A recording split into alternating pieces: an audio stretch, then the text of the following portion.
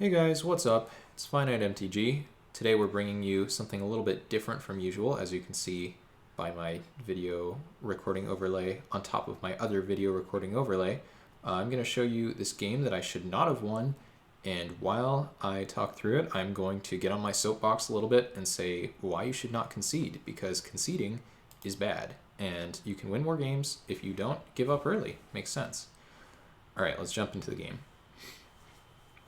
So keeping this hand with this Agonizing Siphon might be a little bit scary, just because we don't have any black sources. We already have 3 colors of lands. Exactly what am I up to here, you might ask, and you would be right to ask. Okay, so something I figure out here is the opponent has Bone to Ash mana, so I draw the Ferocious Pup, which I think is enough worse than the Cloudkin Seer, that I decide to run that out instead. And note that the opponent has the activated ability 4 mana draw card here, so eventually I'm going to need to play into this Bone to Ash, so I decide now is a fine time. Next turn I can run out the Cloudkin Seer. That's what I end up doing. I play it before my land because I have a tap land in my deck. Yeah, okay, opponent plays a 5-4, which is kind of problematic. Can't block the 3-4 profitably. Attack for a couple damage here, and we're going to drop our 3-5 reach into play. Hope to lock things up a little bit. Nice double block on the 5-4, if that is available to us.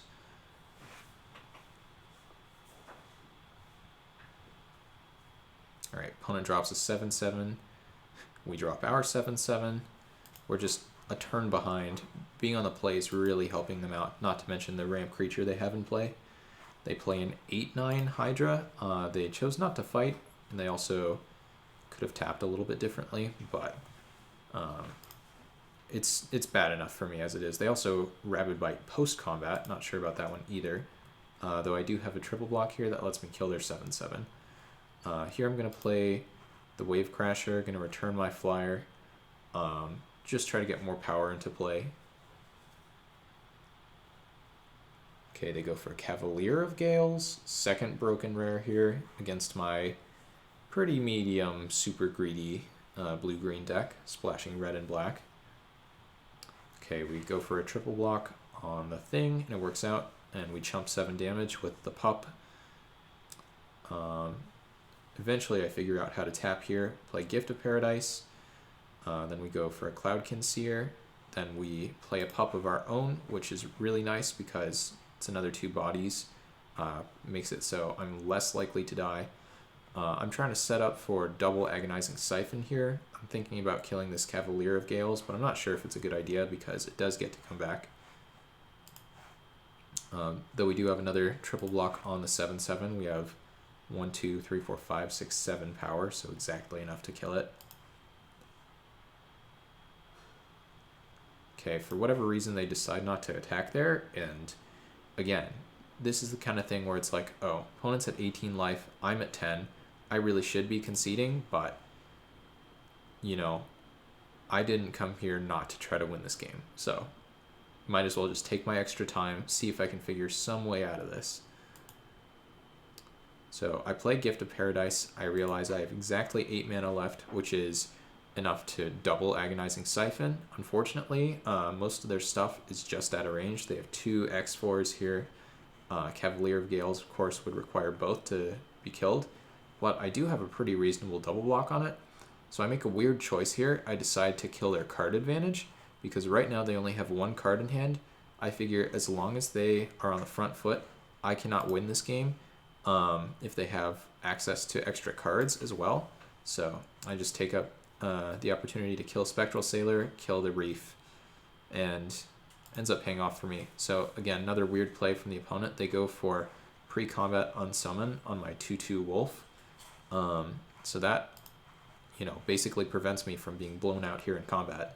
But I get to chump 7 damage. I don't actually remember if I end up doing that. But I also get to double block the Cavalier of Gales and kill that. Yeah, so I did chump the 7. And I draw Masterful Replication, right? So this is another reason not to concede. This card is not insane here by any means. We're at 11. but it does give me a solid double block on the 5/4 trample by making 2 3/3s.